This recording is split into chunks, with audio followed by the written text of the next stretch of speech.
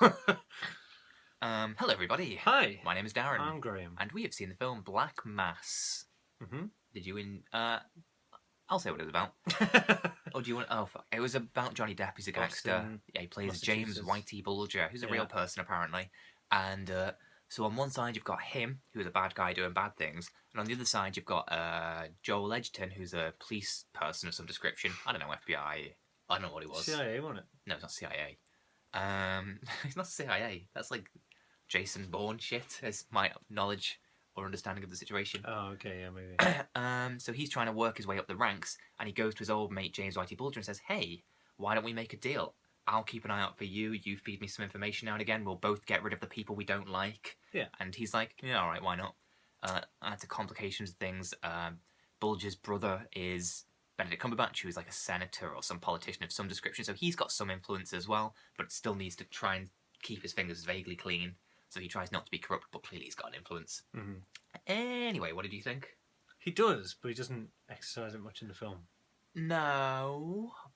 Well, I think just being who he is. Doesn't he help Joel Edgerton rise up the ranks, though? He doesn't necessarily help him with his brother, but doesn't he ensure that it doesn't hurt to know him? Yeah. What did I think? Yeah, I liked it. Thought it was really good. Yeah. Really, really good. What one thing did you like the most about it? Johnny Depp? Yeah, that's pretty much the right answer.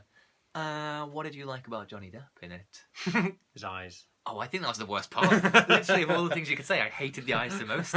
Because you see, like, in the trailer, obviously, before you go and see the film, the makeup, and it just looks way too much. Like, not to always quote him, but Commode, in his review, said that they're obviously going kind of like a Dracula thing, you know, pale skin, glasses. He said they think they went too far and went for Gary Oldman's Dracula instead. You know, the big Bram Stoker hair and stuff. Yeah. And I think that when you watch the trailer, but when I watched the film, I thought, actually, I kind of buy it. Like, it all seems fairly believable, except the eyes. I thought they're definitely contact lenses. Yeah. You can't look past it. It's weird, isn't it? There's always that disconnect. It just didn't look real, the eyes. Yeah. Mm. He's too recognisable as he is.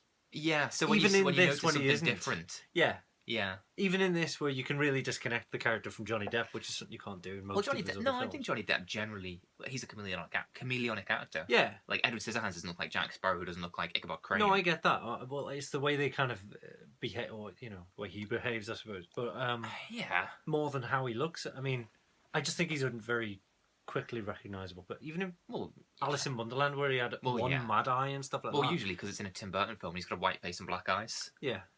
But not in that. But he still looked like Johnny Depp. He did have a white face and black eyes, I think. No.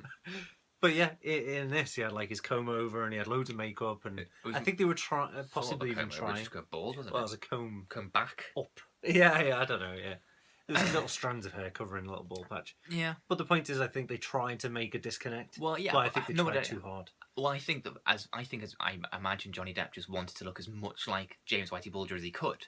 And I guess Bulger probably had blue eyes and Depp has brown or whatever way around it was. And I think that as a result, you think, like, those are definitely not human eyes. Yeah. But had he not used the contact lenses, I would have gone, who's he playing? Because Bulger had blue eyes. Like, he would have definitely been taken out of the film. Yeah, definitely. Well, it looks like him, except here, I don't get it. I read in the film trivia. In the film trivia that apparently... like his associates, like James Bulger's, associates. He's not dead, so you want to be careful what you say about him. Well, apparently they watched it and they were like, "That's Whitey." I don't know if they did it like that. I only read it. You're going to get whacked for that accent. Yeah. That's Mafia term for killed, in case you get excited. Right, that's a shame. So apparently, like Depp's. Oh, I'm sorry. Apparently, Depp's performance was particularly good. But I also heard that Bulger himself is annoyed by the thing. Yes, I heard that also. Yeah. Rumour hit you through the grapevine as well, through the prisons. Absolutely. But I think that Joel Edgerton is he arguably even better than Depp? Do you think? Because Depp is obviously like a kind of it's not pantomime performance. Like, Depp is brilliant and better than he's been in years, but it's obvious like he's playing something as opposed to a human. He's like playing it in a kind of devil way, like. Yeah. Whereas he's got the most clear agenda. I am a bad person. I do bad things. Whereas Edgerton's the one who's corrupted and trying to hold everything together, like his marriage and trying to keep Bulger happy whilst keeping the people he works for, keeping Ken Bacon happy. yeah. But keeping still everything a secret. And Yeah, exactly. It's just weird. So I think that he had the harder role, and I think that he did it very well. Yes. His face really freaks me out. Joel Edgerton's. Yeah. Why? His weird lips and things. He's got weird lips. Yeah, he's got weird lips. Kind of a little stubby button nose. He's got like this part. You are not a person who can talk to anyone about lips. I mean, you should point to where your lips should be. What's wrong with his lips? My lips are just fine. They're just inside the and this face. is with lipstick. He's emphasising them. But go on. What was wrong with Joel Edgerton's lips? It's not. It does. I mean, this is a bigger point that I hope to go on to. But I don't know. They're just really weird. Like a part where it's down like that. Yeah. We're talking about the same guy. Are you not talking about like Joaquin Phoenix? No. Cleft lip. No. Joel Edgerton. I've never noticed Joel Edgerton's lips in my entire life. And like his eyes are like. Do you know the dog in Toy Story, the first one? Yeah. And it's got like just holes in its eyes, are there? No. Yeah, it's that type of I remember dog. we met a dog with a hole in its eye because it had no eye, and you poked it in the eye socket. Yeah, I didn't know I was doing it. You did know. I did know he didn't have an eye, and I did know I was poking it. It was like big red button syndrome. If you saw a dog without an eye, and you had to put your finger in the socket. Anyway, I felt bad when it kind of yelped and hid from me from the rest of the night. Yeah. So So Joel Edgerton was really good, despite apparently whatever issue. If you don't have issues with Joel Edgerton's lips and eyes going in, you'll be fine. I was more focused on his face than Johnny Depp's. Really? Yeah, that's very strange. Yeah. Yes. It is directed by a guy whose name I've temporarily forgotten. Oh. Useful. Cooper or something like that. Oh yeah, Cooper. That sounds about right. Cooperman. But I know he also directed Crazy Heart, Right. which is the Jeff Bridges thing, which I watched the other day. He has a guitar. Who does Jeff Bridges? Yeah, he plays a country singer. Oh, does he? Yeah. That'll be why. I knew he had a guitar. Yeah, that's from the cover. That's a very good film, and I think that that's a better film than this is. Because the problem is that this is kind of a cliched film to a degree. Oh. Well, it doesn't do anything. Justify What does it your do claim. new? Well, what does it do that's different to any other gangster film? It doesn't. But it's Yeah. but wouldn't you say it's more of a biopic? So it kind of A biopic of who, though? but Bulgy. Well, it Whitey focuses Bulgy. kind of equally on them both. What do we learn about Sort Bulger other of. than that he's a bad person? But isn't the story of Bulgy kind of more factual than the other guy? I don't know. Which is Well, it's slightly irrelevant, isn't it? Because it's a film, not yeah. they're allowed to do But whatever's if best it- for the story. Yeah, but if it plays out because they've only got the real story to go off as a source material, And obviously they can imagination. fill out. Yeah, they Yeah. can fill out the blanks, obviously. But surely isn't that kind of a more forgivable way of sticking to the Are you saying painting that, by numbers are sort you of thing? saying You know? that I shouldn't criticise it for being formulaic if groundbreaking, what was yeah. formulaic is what actually happened? Yeah. Well, I guess. So but then what's in the a point way, in making it's it? just presented. I think the problem to a degree is that The Departed's already come out.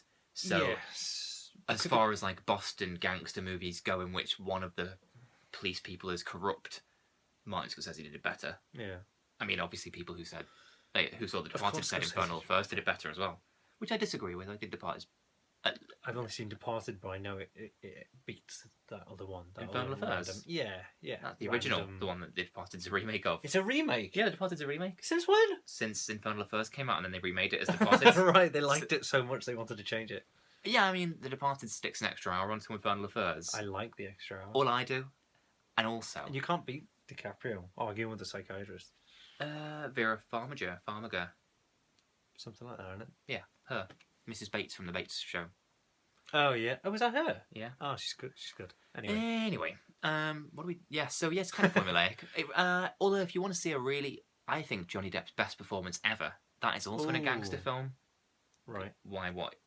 Nothing. Go on. I think that it's in Donnie Brasco, which kind of deals with similar subjects because it's about like a guy going undercover with the mob. So it's he's kind of balancing the dual things of keeping his identity a secret. But in Donnie Brasco, he gets kind of corrupted by himself, and he kind of goes so far undercover that he becomes one of them, and he kind of loses track of what's up and what's down and everything.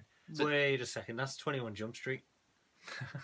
Because he goes undercover. He gets tattoos on his Jolly Roger. And Are you thinking of the cameo in the film? Yeah. Well, that was a TV show. No, I know, but Nothing's original, is it? No, but in that, No, he's because in undercover. 21 Jump Street, in the cameo, he knew, and as if that would be his best performance, so it's that 3 seconds No, but that's in that not film. Yeah, no, but you were talking about. He doesn't forget he's a goodie in that. In Donnie Brasco, he does. No, but I just thought you got confused because he's so far undercover and. No, I didn't get confused with right. Donnie Brasco and Johnny Depp's cameo in 21 Jump Street. I'm just making sure. Oh, well, thank God you did. Just making sure. Thank God you did. For your own sake. So, yes, it's just trying to save face. I know we're talking about Black Mass, but to compliment his performance in Donnie Brasco, it's a difficult performance because on the one hand, he's a normal person as opposed to a Tim Burton freak that he normally is, and which I'm a fan of them too, to a degree. Yeah. Sometimes don't need to see him. And there's too many. But carry on. Particularly the Alice in Wonderland one. And that footer whacking dance is the most cringeworthy thing I've ever seen in my entire life. I saw a kid fall down the stairs of a double-decker bus once, and the footer whacker made me go, ooh, more than that did. At least I could laugh about the kid falling down afterwards. That's true. Can't with that. Yeah. Anyway, so it's a difficult performance because A, it's a normal character, but B, it's a character who's kind of losing track of his morality and stuff. It's a difficult thing to play, and it's opposite. Al Pacino. So the fact that there's more of a kind of, there's kind of moral questions and stuff like that, questioning going on in Donnie Brasco, do you think that kind of clinches it for you? The fact between that and Black Mass. The fact that there's bigger questions going on. Donnie Brasco is by far a better film than Black Mass. Okay. But yes, Black Mass was still in really every good. aspect. Did Black Mass do anything better? Oh, specifically. I don't know. I can't even say it had a better cast really because Donnie Brasco had Al Pacino, Michael Madsen, and Johnny Depp. Yeah, I don't know. Donnie Brasco wasn't referred to as Black Mass as Johnny Depp's comeback performance. I think Black Mass is worth it for that. Although people say it's a comeback performance, it's not like he's gone that far. I know there was a few Pirates of the Caribbean and a Mordecai, but everyone has ups and downs. I'm sure in the grand scheme of things we won't remember this blip in his career, hopefully. Anyway, my one. Bye-bye.